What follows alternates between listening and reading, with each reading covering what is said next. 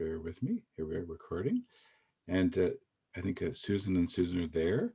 And so without further ado, we have welcome our illustrious speaker, James Fitzgerald, who's going to speak on Disturbs Our Blood. And I will call up the PowerPoint, and this time it will work. Okay, bear with me. Stop sharing. Okay, that's good. Okay, so you can see that. That's even better. From the beginning. There. Okay. We have liftoff. Can you see that, James? Just clicking off. All of a sudden, all my emails came up. That's what happens sometimes. So now I don't see the PowerPoint. That's too bad. No, I don't either. Okay, well, let's 1 second. I'll go back to stop sharing, and then I'll go up. I saw it. Okay, you saw it and you did. Okay, well, let me see what happened here. Okay. Let's go back. Oh, 1 second. I know what I did wrong. Okay, 1 second. Okay, so you got to. There it is. 1 second. You have to. There it is. Okay. Now can you see it? No. Yes. Yes, I can see it. I can see it now. Okay, perfect. Okay. We're good now. Okay. We have goodness. Okay, so I'm going to just to gently advance. So you just tell me when you want me to advance. I'll tell you when to go forward. Great. Okay, we're ready. Oh, sorry. I really did. Go back. Okay. There, that's it. Wonderful. Over to you. Okay, thank you. Thank you again for inviting me. This is the second talk in a series of 3 for my 3 books. So last month we talked about Old Boys, this month What Disturbs Our Blood, and next month Dreaming Sally. And they're a thematic trilogy of creative nonfiction. They're all intimately connected, very deeply personal stuff, but also public issues of increasing importance. What Disturbs came out 10 years ago in 2010. And as I was just saying with Maggie, that it's now catching up to the times, or the times have caught up to hip because of the pandemic. And I'm hoping, actually right now I am pitching with a producer and a director a 4-part series to the CBC as a documentary based on the book, because of the dovetailing of public health issues, infectious disease, but also with mental health. So as I said to Maggie, we have this pandemic within a pandemic now of I think the World Health Organization says depression is now the #1 affliction in the world globally. So these things are intimately connected, and that's one of the themes of my book. So this will give you some insight, I hope, into what's going on. And there's some hope. There's a silver lining in this. This is a pretty dark story I'm going to tell you, but I think there is some light in it. And the idea of recurring cycles of history, that what happened 100 years ago, there was a public health crisis and mental health crisis, and what the elites did to address it magnificently. The success of public health is sort of underappreciated. And so that's the upside of the story. Okay, so the book's something of a multiple personality. It's a nonfiction, but it reads like a novel. It's an intimate family memoir, but it's also this sweeping piece of Canadian medical history. And it's also a kind of cautionary tale of intergenerational trauma, high ambition, burnout, and tragedy. But as I say, there's a redemptive element as well, as we'll see. So on the cover, you'll see a 3-year-old boy who happens to be me. And I'm standing on the front lawn of my grandfather's Gothic house on Balmoral Avenue at the Sinclair and Avenue Road area in 1953. The Queen had just ascended the throne. That gives you perspective. The house was built in 1914 by my grandfather, James Fitzgerald, who was this driven doctor of Irish Protestant blood who died 10 years before I was born. Now, his son, Jack, my father, Jack, grew up in the same house in the 1920s, and he too became an eminent doctor. So my sister, brother, and I were the 3rd generation to live in this house. Now, as I grew up, I had absolutely no idea of our grandfather's international achievements in public health, which is quite amazing. No one ever spoke of him. It's like he didn't exist. But from my the vexed expression on my face, you can see I'm already the little detective on the case. So we could go to the next slide now. Great. So this is the house on Balmoral my grandfather built in the 50s. Toronto was, of course, overwhelmingly white and patriarchal and puritanical, and Toronto the good, Belfast of the North, more British than the British. My brother, sister, and I were enduring Victorian childhoods of severe emotional coldness and neglect. A complete absence of bedtime storytelling, hugging or kissing, any kind of tenderness or physical affection. For long periods, we were abandoned to the silence of the nursery, where my father had been abandoned before us. I mean, it was as if we were being quarantined. We talk now about social distancing of 6 feet. I knew what that was all about in my childhood. So I suffered in the first years of my life, intense night terrors. And I carried this as a child, a kind of pervasive sense of the uncanny and the schizoid. And I was preternaturally quiet as a child, almost semi-autistic, kind of classic self-holder.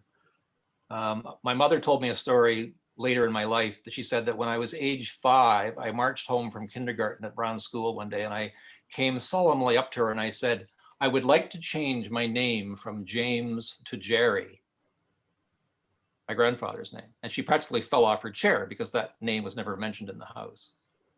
So children are like dogs and cats. they pick things up.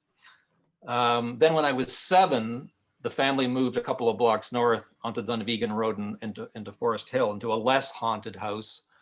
And things got a little brighter at that point. Okay, next slide, please. So here's my father, Jack.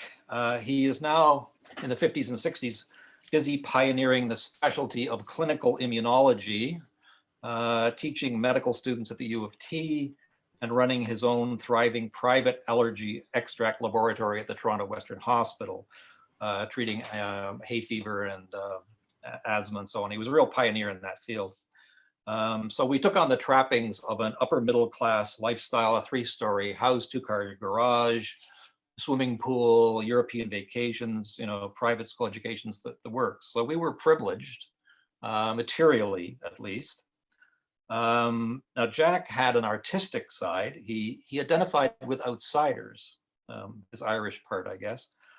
In his youth, he was a passionate jazz fan, knowing many of the greats personally, from Django Reinhardt to Oscar Peterson.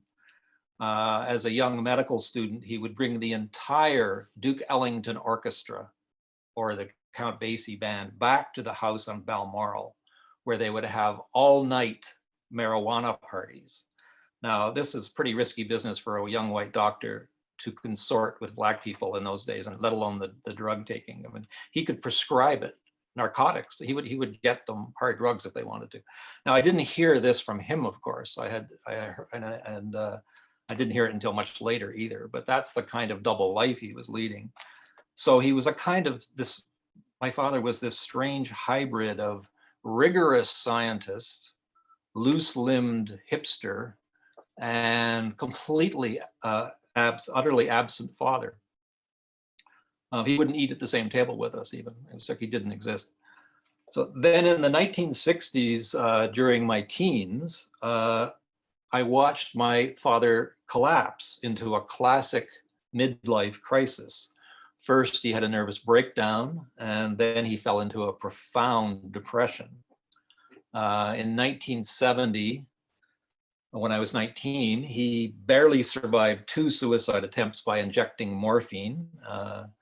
The second time, my older sister Sheila found him and saved him in the nick of time. And I know that if she had not intervened that day, there's no question he would have died. Now, of course, this had a seismic effect on our family, generating waves of shock and shame and stigma and mostly silence. Initially, I wasn't told what happened. Tacitly, society still, not as bad as it was, but society still teaches us to deny and repress such disgraceful things. I think this really was my father's tragedy in essence, was that he should have followed his bliss, as we used to say in the 60s. And I think he would have run a chain of jazz clinics and been amazing at it. And not an allergy, a jazz club, sorry, not an allergy clinic, but a jazz club called Fitzgerald. I mean, it would have been amazing because he knew everybody. He had the connections. But he was, he just couldn't break free. He was perpetually laboring under the shadow of his absent yet oppressive, yet magnificently accomplished father figure who was placing these great dynastic expectations on my father, while at the same time withholding his love. Very powerful kind of double bind he was in. I think of the famous Irish proverb, some people reach the top of the ladder only to discover that it's leaning against the wrong wall. And that's my father's situation. I mean, when I was doing my research, I remember he was at pre-meds at Cambridge, and I found a note that he had scribbled on a jazz handbill, and he wrote in his hand, Jack Fitzgerald, the living lie. That was amazing. He knew it, but he kept going. So after the suicide attempts for the next few years, he was brutally psychiatrized, as I call it, with a battery of shock treatments and drugs. And this, in essence, made him worse, not better. I know because I was able to obtain his clinical files, and they don't make for happy reading. I published them in the book. At the Clark, he received 10 rounds of electroconvulsive shock, which the file very coolly reports that produced an extremely adverse reaction. That's a euphemism. He was then transferred to the Donwood Institute, where the admitting psychiatrist noted, Dr. Fitzgerald has enough drugs in his system to kill a horse. The long list included alcohol, amphetamines, Valium, Seconal, migraine medicine, 222s, morphine, and that was just the self-medicating. Then came an added layer of prescribed antidepressants and antipsychotics. No one was suspending my father's prescribing privileges as a doctor because, of course, his livelihood depended on it. And the treatment strategy was geared to get a sort of a game of whack-a-mole, hammering down his outward symptoms and getting him back to work. But anybody who could see work held no longer had any meaning for him anymore. It was meaningless to him, his job, because he had reached the top of his profession. He had done it. He's 50 and it's over. He was then transferred to Homeward Sanitarium in Guelph, Ontario, and the new set of psychiatrists failed to consult the Clark file because he was given a second round of 10 electroshocks. And they noticed, wow, another wildly adverse reaction to this. I mean, this is shocking. Sorry for the pun, but just outrageous. The psychiatrist in chief, a man by the name of Dr. Story, wrote, quote, Dr. Fitzgerald must learn to cover up his feelings. I read that and I thought that has to be a chapter heading in my book. Dr. Story was not interested in Dr. Fitzgerald's story. My father was this, quirky, idiopathic jazz hipster, kind of an Irish ball of mercury, and he was not going to be pinned down by some diagnostic label. And so his symptoms kept shifting with the wind. They were constantly slipping and sliding and morphing. 1 minute he's this and that minute it's that, and they kept trying to put labels on it. And they didn't realize that they were having an effect on his behavior. So this led the psychiatrist to label him, quote, treatment resistant. The This is his problem. He's not playing ball. He's just not being, behaving properly, normally. So the more that they saw him as being uncooperative, the more they twisted the thumb screws. They got more aggressive with the treatments. Eventually, they drove him into the back ward of Homewood, where he went into a psychotic state. He wasn't psychotic when he went in. He was reaching out for help. Then they proposed a lobotomy. 1972. They didn't do it, thank God, but they sat around the table and they said, how are we going to deal with this guy? Let's cut his brain open. It was incredible. Anyways, as I was growing up, my father never talked about his lonely childhood and boarding school up the street, age 9. He never talked about his combat experience as a naval officer in World War II. He never talked about the painful divorce from his first wife. He never talked about the loss of his first son in a custody trial. He never talked about our Irish roots, but most of all, he never talked about his father. So, by university age, it seemed to me that everyone, including the medical profession, were sort of ignoring the elephant in the room. The influence of my powerful yet invisible grandfather on my father, and of course on me. The next slide, please. Bear with me, I'm just trying to push buttons and nothing's happening. Okay.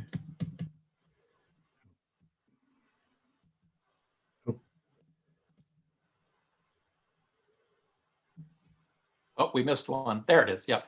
Okay. This is my parents' wedding photo, Janet and Jack. So one day, here I am, 19 years old, trying to figure all this out. And I just went up to my mother and I said, what's the story? Did my grandfather, Jerry, kill himself? And I remember she just nodded slightly, sort of, yes, but there was no discussion, no information, no who, what, when, where, why, and the sort of the tacit, the implicit message was, nothing to see here, move on. And so I did. Well, that doesn't affect me else. So I just sort of, but I think if I hadn't had that question, if I had not challenged this, I don't know if I'd be here today, if I colluded with all of the repression and denial. So in my 20s and 30s, I worked half-heartedly in journalism and book publishing. Maggie can attest to that, my half-heartedness.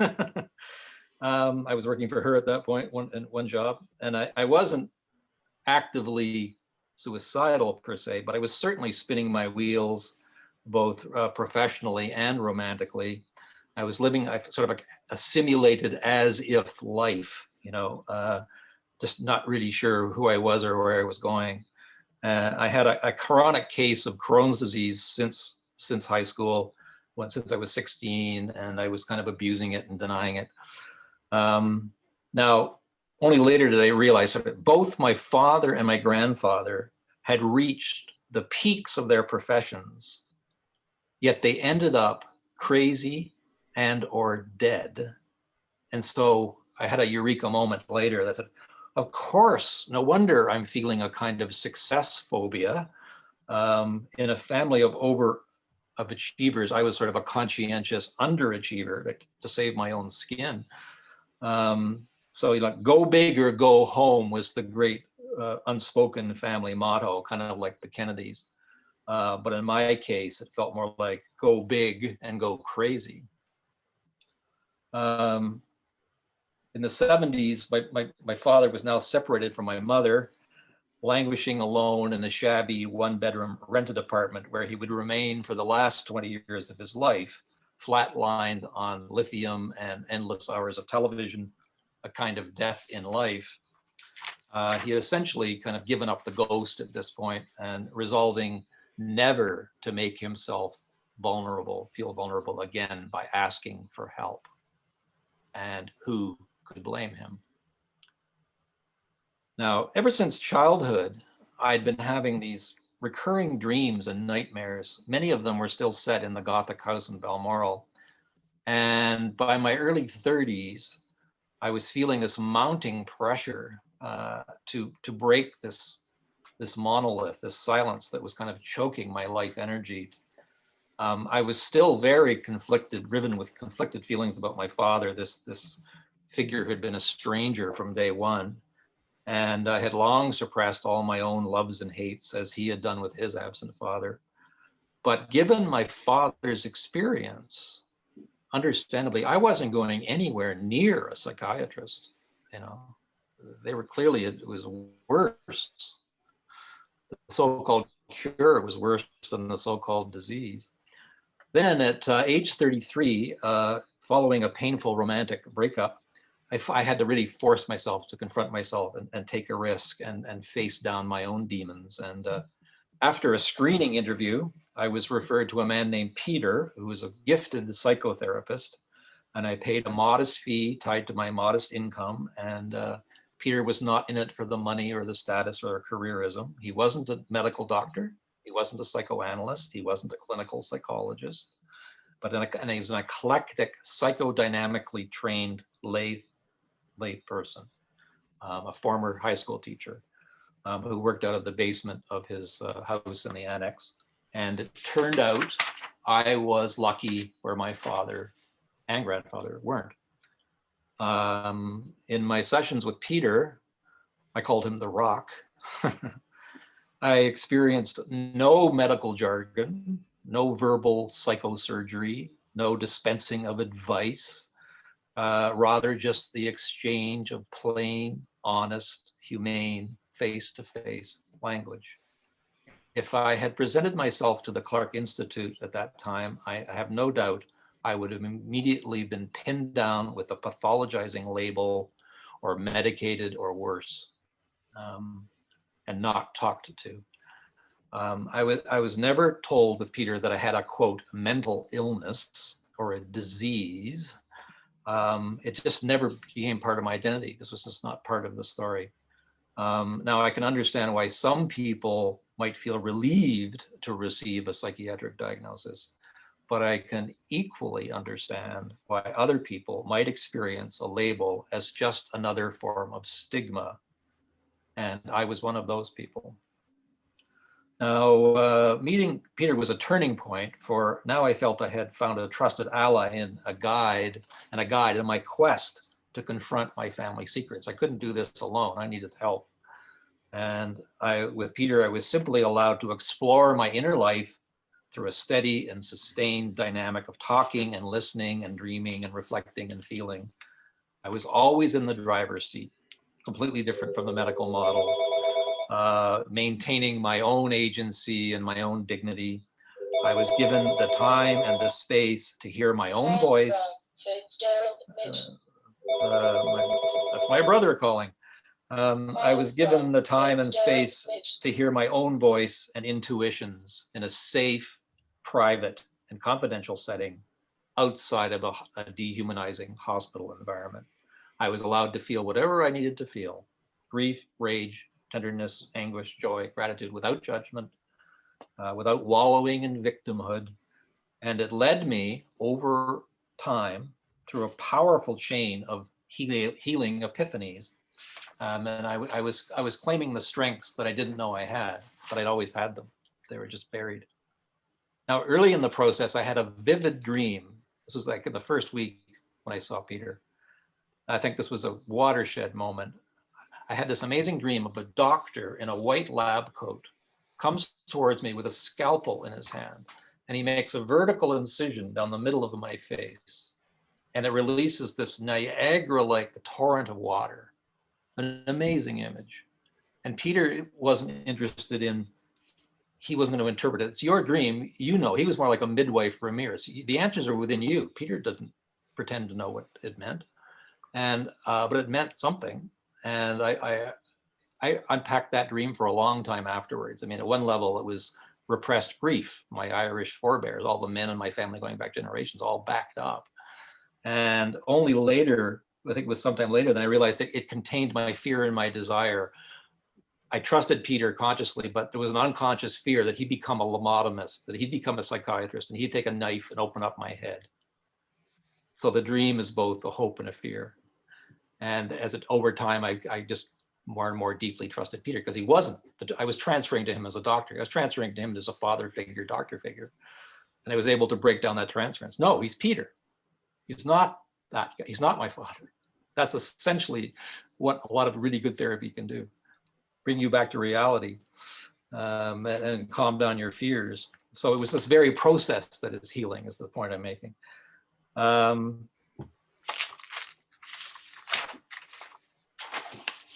this was a really galvanizing dream, and I was had many more after that. I realized that dreams are really underrated, that they're not just some abstract concept, the unconscious, that actually can be practical guideposts to living a more aware life, what's really going on down there. So gradually, the process I was allowed to, I unlocked myself as a speaker and a writer. And it was the slowness that was really essential. I had to do it at my own pace. And by the early 90s, I was going down two interconnected streams. I was doing my first book, Oral History in Upper Canada College, which I talked about last time. And that was one stream, and then researching my grandfather. And so it was really the search for the father. The book on Upper Canada was all about fathers and sons, really. It was about a school filled with absent fathers. And so now I've got my dream diary, therapy, and now I'm gonna, I vowed, okay, now I'm gonna go after this. And I just dove into medical archives, interviewing doctors and historians. Who was this invisible man, Jerry Fitzgerald? Oh, next slide, please.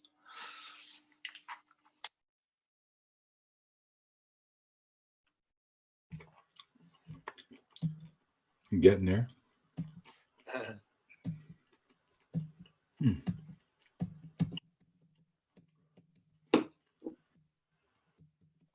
Oh, two. There. Is that the correct one? Good. Okay. There he is. Yep. Yep. He's age 29 in this photograph. So as I said, as a child, all I knew was that Jerry had founded, I was told later in my teens, like he had founded a laboratory called the Connaught Labs. That was it, the name. I had no idea what it was all about. So as I start delving into the archives, I'm just amazed to discover that he was this, Canadian hero, a visionary of international stature, a dynamic innovator, driven by this passionate ambition, moral vision, really. He was the eldest child of a melancholic small-town Ontario pharmacist and an invalid mother fated to die young, which gave me a clue to his caretaking personality. He entered the University of Toronto Medical School at the precocious age of 16, the youngest ever in the history of U of T Medical School. And then he just, looking at his CV, he just blasted off on this remarkable trajectory, career trajectory. And I'm looking at this and I'm thinking, he's in the same league as, Osler and Bethune and Penfield and Banting and Best, but nobody's ever heard of him. There's no biography. Isn't this wild? Oh, okay, next slide, please.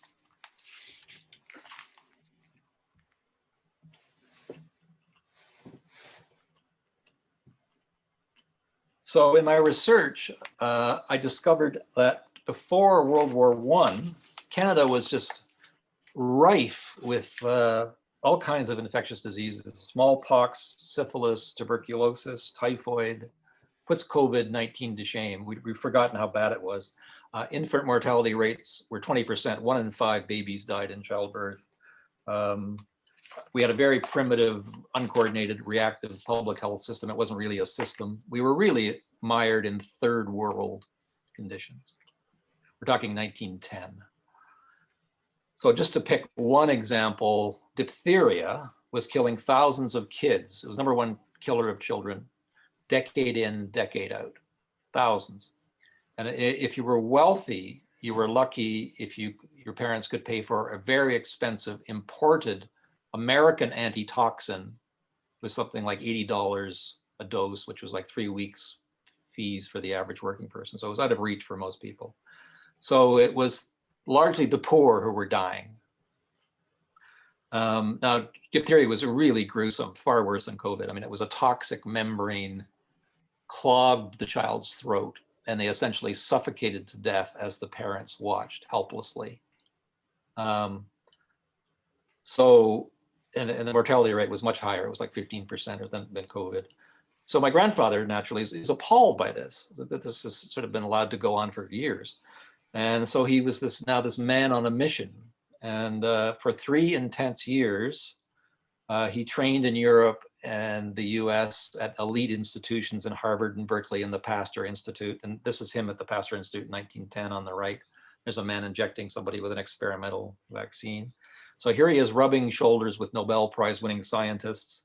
And here he is germinating his idea for a grand vision for building Canada's public health infrastructure. So when he returns to Toronto 3 years later in 1913, he's ready to pitch his big idea to the University of Toronto, and he's 30 years old. So he says, he pitches the Board of Governors, I will make high quality, low cost vaccines and antitoxins himself, because he's the only one who can in Canada. Then we're going to distribute them free nationally through local boards of health, free to the poor as a public service. And that's how we're going to wipe out diphtheria and other diseases. This is just be systematic about it. So this is a precursor to Tommy Douglas and the universal care, so universal health care. So this idea was unprecedented in the world at the time because no academic institution, U of T, gets involved in manufacturing, commercial manufacturing of biomedical products, a university. This is normally a capitalist enterprise.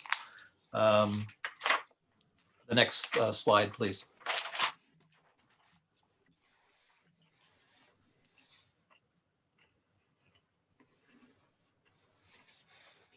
So the U of T didn't decide right away. They needed time to consider it. So he was very impatient. He said, kids are dying. So he raced ahead and borrowed $3,000 from my grandmother's dowry. And he built this barn in the annex on Barton Avenue.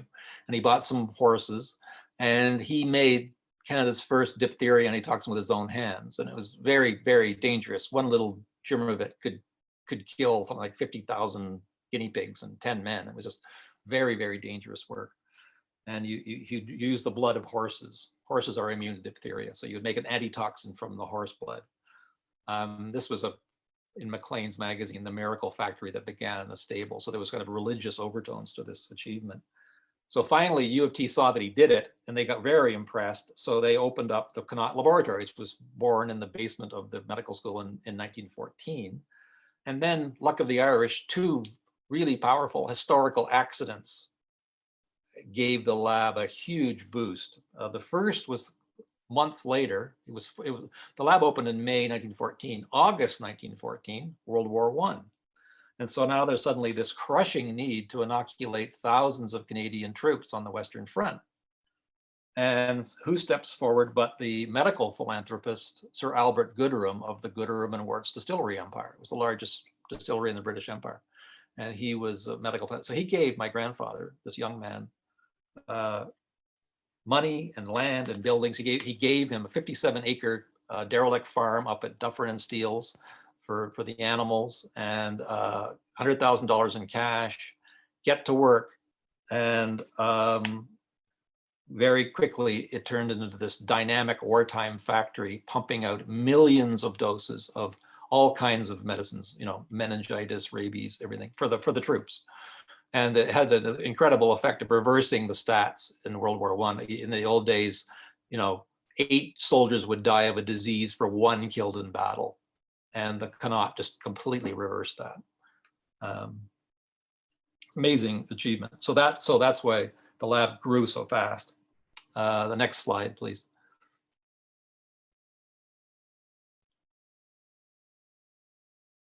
This is a remarkable photograph taken in the fall of 1919 outside of Old City Hall on Queen Street. And Toronto was going through a smallpox epidemic that winter. And this is the anti-vaxxers of 1919. Because the medical officer of health, John Hastings, said, got very, very, came down hard with the lockdown idea that we're going through today. And he was right to do this, but he really kicked up a fuss because he said parents who didn't comply to a compulsory vaccination, smallpox vaccine, to children, that he would expel the children from school. So the parents got upset at this. And my grandfather helped the cause. He stood in public. He injected himself at his medical class and injected all of the medical students to show that the vaccine was safe and cheap and effective. And it worked. And there were just a handful of cases that winter, and they injected, I think they vaccinated 200,000 Torontonians, and it worked. And this was just a one in a series of events that the lab was doing. Okay, the next slide, please.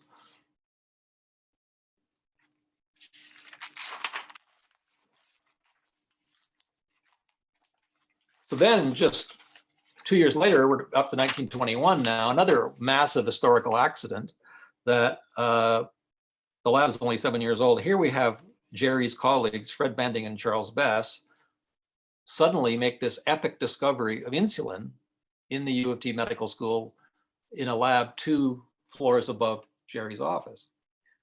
They had been the medical students of his. So now suddenly my grandfather is scrambling to mass produce insulin for the world's millions of world's diabetics. And the fledgling Connaught was now suddenly cast into the international spotlight. It's an amazing story. It's just only one story among many. And Jerry played the pivotal role of facilitator and peacemaker among the fractious cast of characters. There were actual fistfights going on. It was a really rough story. And Charles Bess later declared, quote, "There would be no insulin without Fitzgerald." Insulin won Canada's first Nobel Prize, but it's really only one feather in the cap of the lab, a big feather, but beginning in the early 20s, Jerry and his colleagues are now systematically starting to wipe out diphtheria and dramatically reducing the incidence of many other infectious diseases. Toronto and Hamilton eventually became the first cities in the world to be free of diphtheria, and people weren't being charged an arm and a leg for it either. So the next slide, please. This is just another sidebar story. There's so many stories, but this is just another example of one of many. This is my father, Jack, on the right, age 5, and my Aunt Molly, his sister, age 7, age 8, sitting on a horse at the Connaught farm in 1922, the year of insulin. That horse was also named Molly after my aunt. That horse, one horse, was responsible for producing all of the meningitis serum for the entire Canadian population from 1916 to 1924. So it's amazing. Okay, next. That's on the Connaught farmland. Yeah.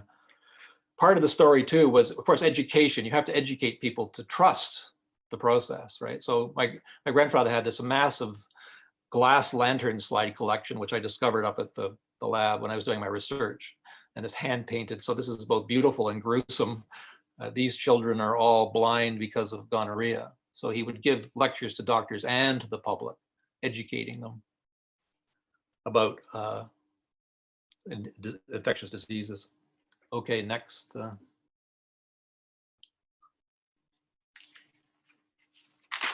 So by the early 20s, all of these dramatic successes attracted the attention of the Rockefeller Foundation in New York City. You know, what were all these backwoodsmen up in Canada doing, punching above their weight? What's going on up there?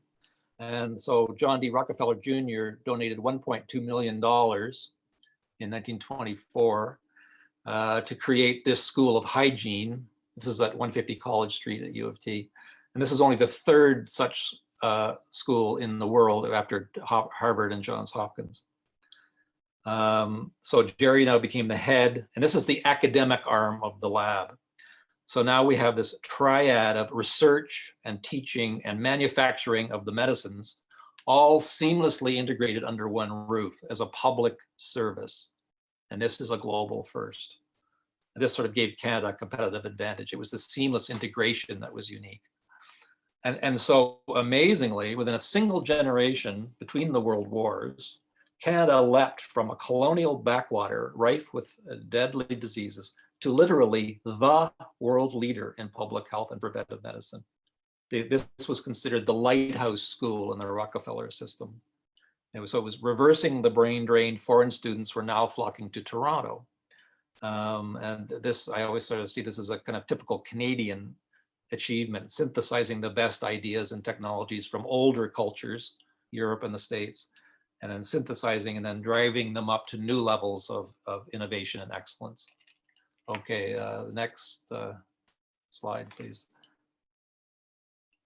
It's important to understand that it wasn't just about biotechnology and vaccines. It was a holistic vision, and this was far ahead of its time. So he incorporated nutrition. He was really fascinated by nutrition, exercise, sanitation, the immune system, all these interrelated system disciplines. And so we actually had mandatory sports on the roof of the School of Hygiene. That's Queen's Park behind there. So at noon, they'd go up there and take off their shirts. And and that's Jerry on the right. And so the motto's lab was in mens sana and corpora sano, in a healthy mind and a healthy body. And in those days, there was a movement called mental hygiene movement, which he was a part of. This was essentially a kind of preventive psychiatry. So he was trying to integrate these worlds, you see. And so he practiced what he preached by actually the exercise and the diet. Now, the vision was wrapped up. You have to remember, these were essentially Victorians, these guys, and they were wrapped up in the concept of noblesse oblige, meaning that the privileged elites owe back to the rest of society. Fitzgerald, Bannigan Best did not claim a dime of personal profit from insulin. All of the revenues went back into research at the university. You don't see that today. This is a value system that's long gone. We now have names. It's not the Fitzgerald School. It's not the Rockefeller School of Public Health or the Rotman Business School. They don't brand it. Philanthropy can be self-serving to some degree. By the 1930s now, the Canadians were entering a golden age of public health. Jerry's now Dean of Medicine at U of T and working for the League of Nations. In 1 year alone, he traveled to medical centers in 27 countries to advise them how to elevate their systems to the Canadian standard, which was considered the gold standard, and Jerry leading the way. So, who knew? Canadians didn't know, and I didn't know, and I'm a member of the family. Okay, next slide, please.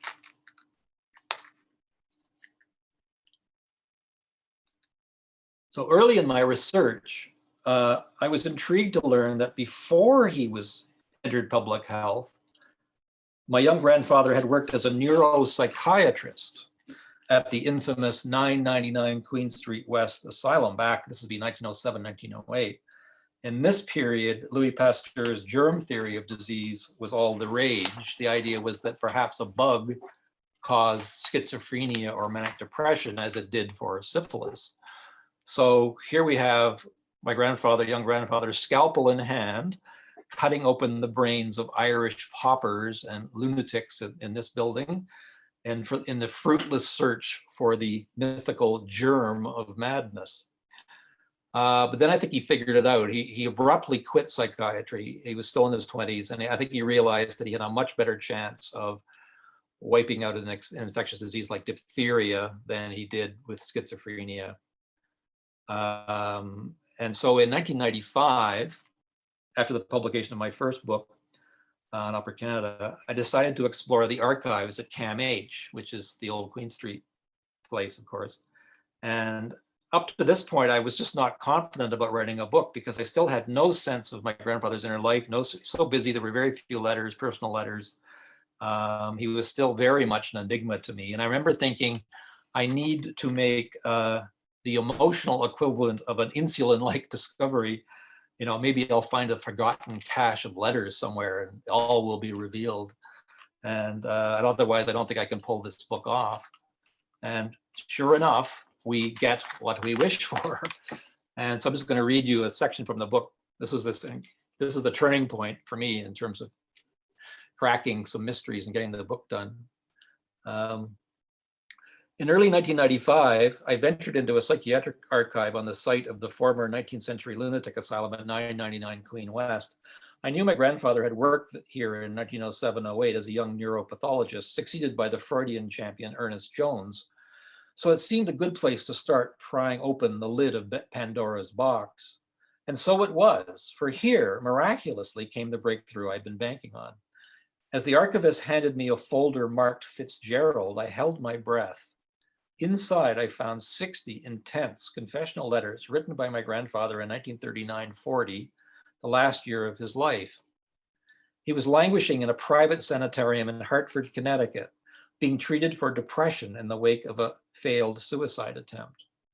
The letters were addressed to his close friend, Dr. Clarence B. Ferrer, the thin cerebral director of the Toronto Psychiatric Hospital, a forerunner of the Clark Institute, where, ironically, a generation later, my father was drugged and shocked into submission. Ferrer had died in 1970 at the age of 95. The letters had been donated to the archives the very week I walked in there by his second wife, a woman over 40 years his junior. They'd been sitting on a shelf for 45 years, unread, these letters.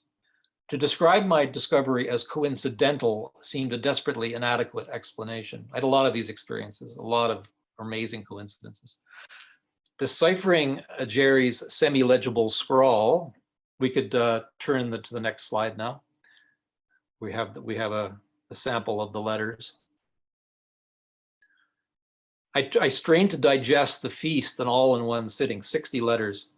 Even as a vice-like pain encircled my skull, in the corridors outside the archives, the strangled cries of medicated patients echoed like the soundtrack of a Gothic horror film.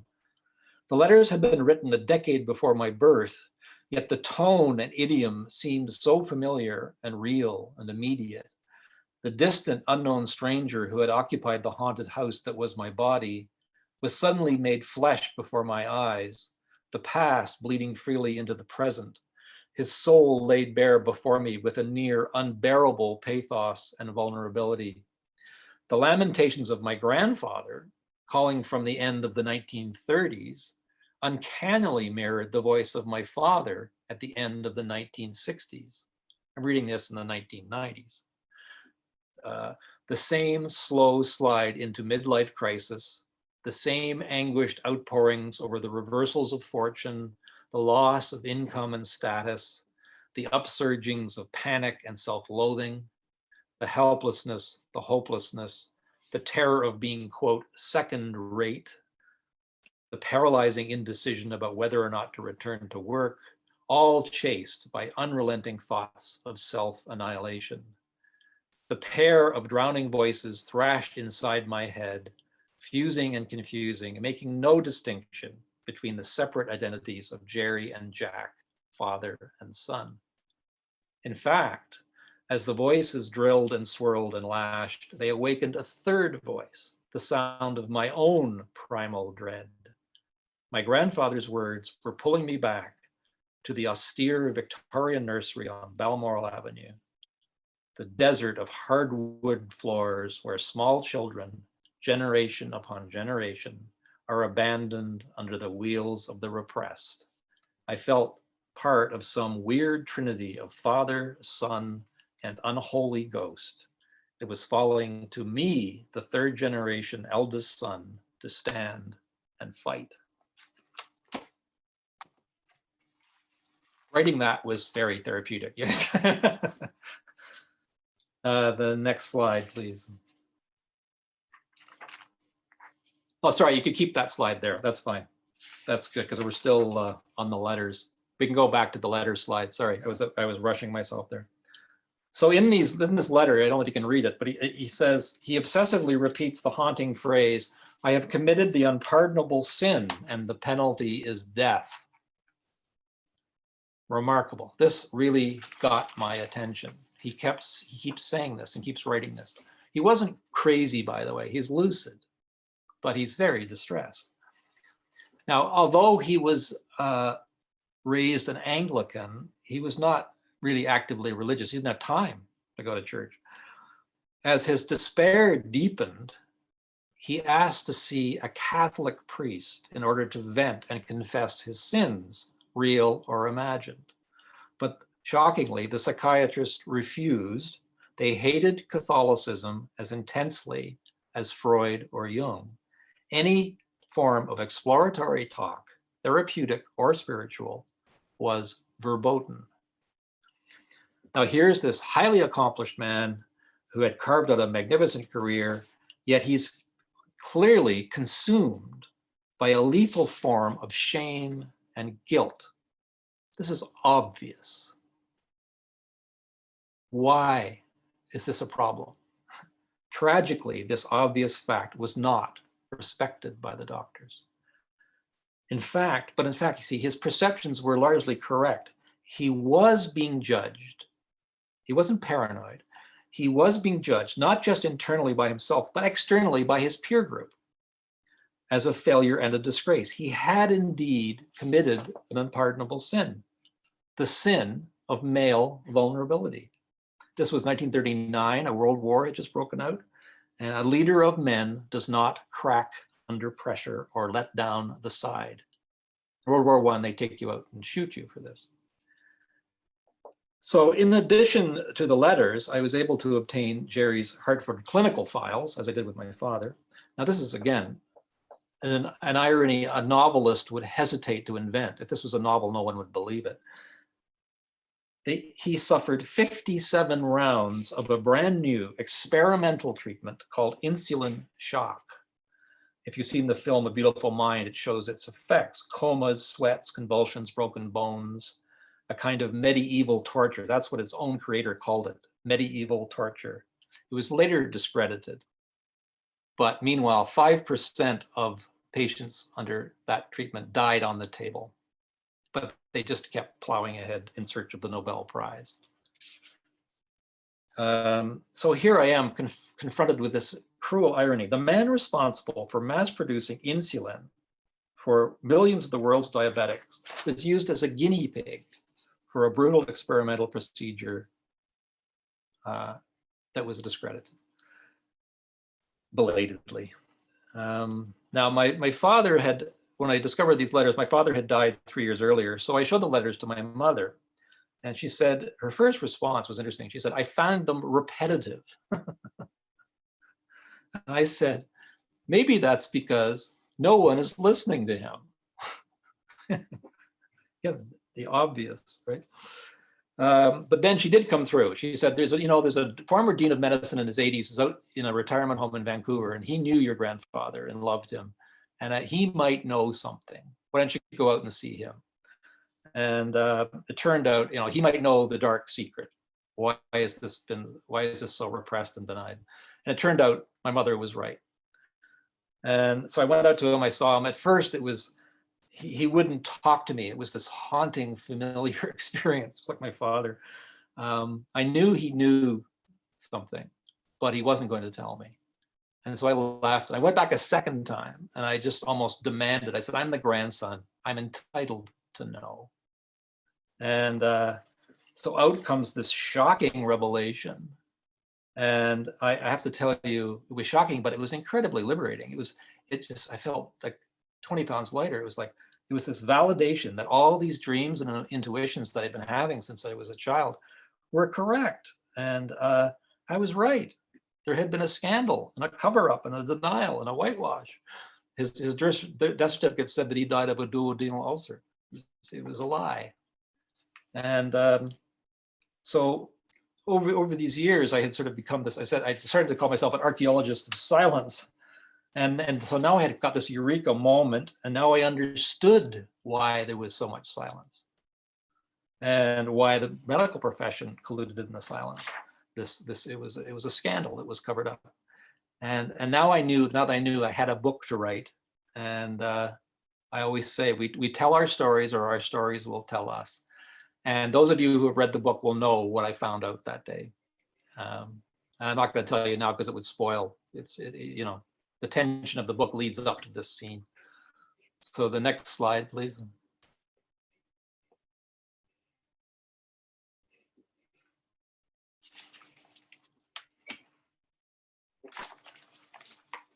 So my grandfather's extraordinary public legacy, his integrative idealism and pragmatism, was achieved at, of course, at this terrible cost to himself and his family. His younger brother committed suicide 2 years later, the same age, jumped off a bridge. His other brother was at Queen Street. His daughter, Molly, was at Homewood for 12 years. So it was really, really bad. And the repression of my grandfather's suicide, I think, drove his reputation underground and his achievements. The amnesia that we have both for the public health crisis of 1910, we've forgotten public health just did so well. And but we also forgot, I think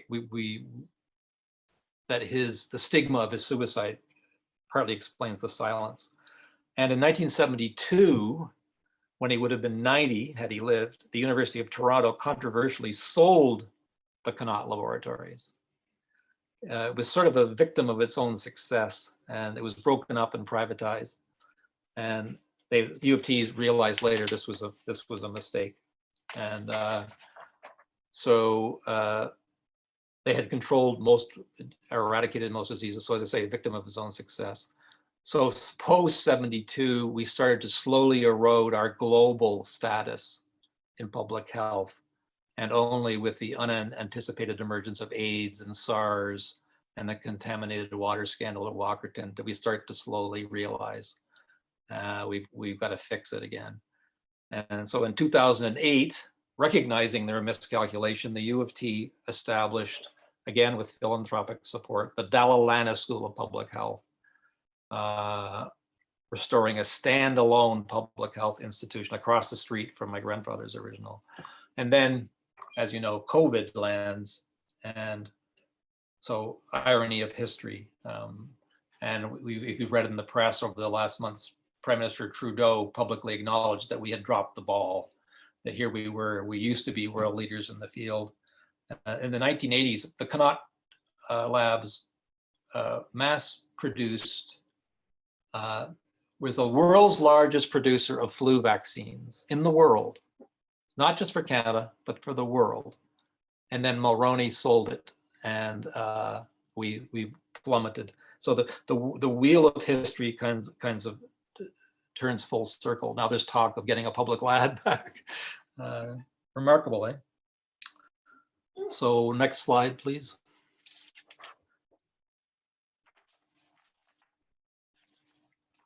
I'm aware of the time here. I have a whole lot more to say. I wrote a lot of homework to at this point talk about what I've just said. So maybe this is the time to start talking, but I was going to make a lot of comments about bringing together the mental health and the public health stuff. I know it's 2:30, so maybe this is a good time. Sorry about that. Should have taken the phone. Okay, no problem. So, do you want to have a chance for a question and answer? Sure. All right. Yeah, that'd be great. Because I mean, you give it almost like a need to have you come back for part two. Another time. That's right. That's right. I have another 10 pages of stuff to say about that, but the Q&A is good. But this is so relevant to our reality. I mean, when I was sharing with someone, because you mentioned about the anti-vaxxers of that time period, they said, well, were there vaccines then? And you clearly have said, yes, there was. So, I mean, clearly we've lost part of our history somehow. And so that's right. So enough of me. I think other people likely have questions. And so if you want to unmute yourself and jump in, ask away. That's fascinating. I'm going to have to read that book. It's a very interesting. Both your talks have been focusing on what early Toronto was like, and not a pretty picture. No. It was, as I say, it's a cost exacted for the achievements, right? Like that's what it's about. There was a great achievements. I mean, Malcolm Gladwell, the writer, said, we forget, but public health is the greatest single success story of the 20th century globally. Yes. But we sort of take it for granted. You know, like the seat belts and the anti-smoking legislation. It's boring, it's under the radar, but it saves millions of lives. And the surgeons in the emergency room doctors get all the credit because it's more sexy and glamorous. but it's public health that really, and so we forgot 100 years ago with the Spanish flu, right? I didn't mention that, but that killed something like 100 million people worldwide. It was people repressed and forgot the horror of that. I mean, you hemorrhaged when you had Spanish flu. You bled to death, your lungs. I mean, it was a Cronenberg movie, and people didn't write about it or talk about it because it was every country was affected. And, so we repressed that memory, but the Connaught came up to meet these challenges. And as I said, within a generation, that's what's spectacular is the achievement. But we sort of forgot that too. Right?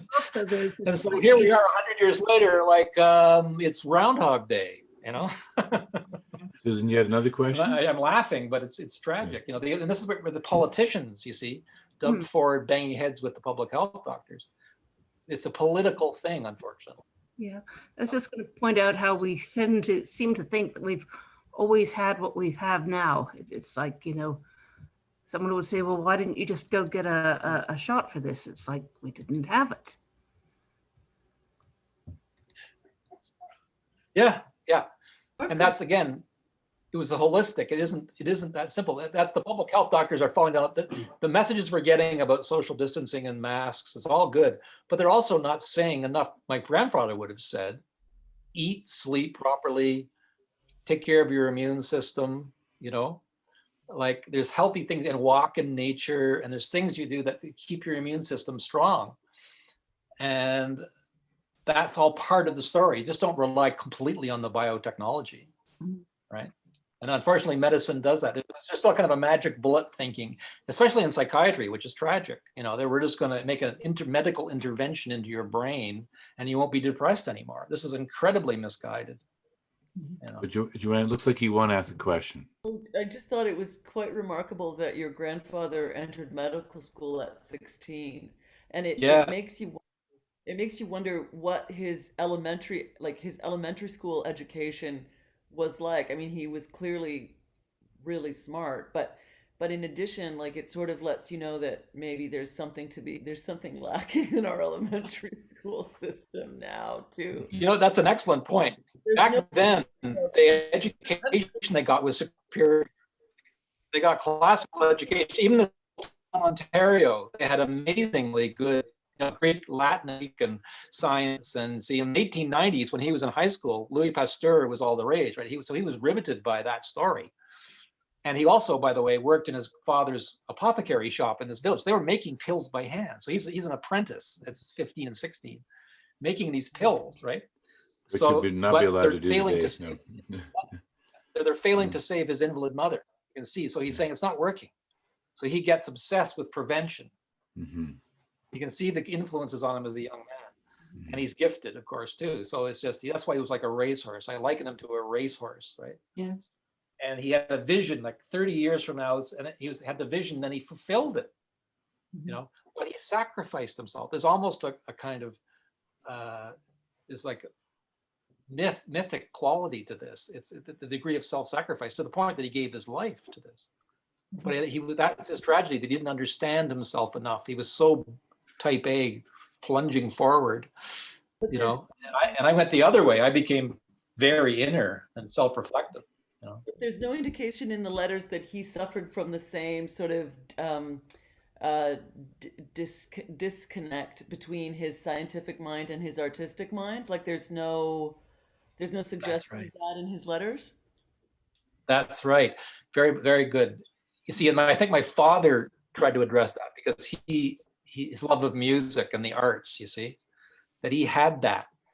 My father his sensibility was like that. I'm amazed that he achieved what he did in science because it was sort of against the grain, but he was kind of coerced into it. My grandfather really pressured my father to go to medical school.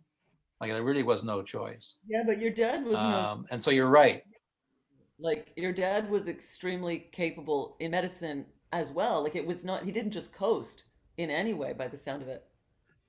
No, he worked his ass off. It wasn't easy for him. He wasn't as gifted as his father at science, but he worked really hard because he had something to prove to himself, but it cost him because he, like his father, like the migraines and the, you know, insomnia and the body, the toll on the body and the psyche, you know, was huge. Like my grandfather has started having duodenal ulcers and insomnia and he physically cracked up first. Like his body just gave out after his world tour with the League of Nations in 1937. He came home and he looked white, his hair turned white, and he'd sort of conquered the world. Now he's the world superstar in public health. Now, where do you go from here? He's 55 years old, but he looks 75 in his pictures, that you could see the difference, right? And so that's what's tragic, that I think he could have been helped with the right kind of people who understood his drama. You know, I understand it now, of course, I didn't at the time, but there were people even back then in the 30s, you know, who understood this, who could have helped him. I'm convinced of this. So James, but he ironically was hoist on the petard of this over-reliance on biomedical, biological, because they were all, you have to forgive them, because they were so excited because insulin was this miraculous, right? Miraculous thing, insulin. So you sort of understand why they would try to shock people out of their depressions with it, but it was a terribly misguided thing to do. Well, and depression even now in the brain is still so, like, they get it, but they don't, I mean, they don't totally get it. Yeah. Sort of, they're throwing a giant That's right. They don't see it's about relationships. Yeah, yeah. Other questions from people? Yeah. Yes, I'd like to ask James about his pursuit of the documentary with CBC, because if we ever needed anything, we need the life of Jerry Fitzgerald told now. Yes.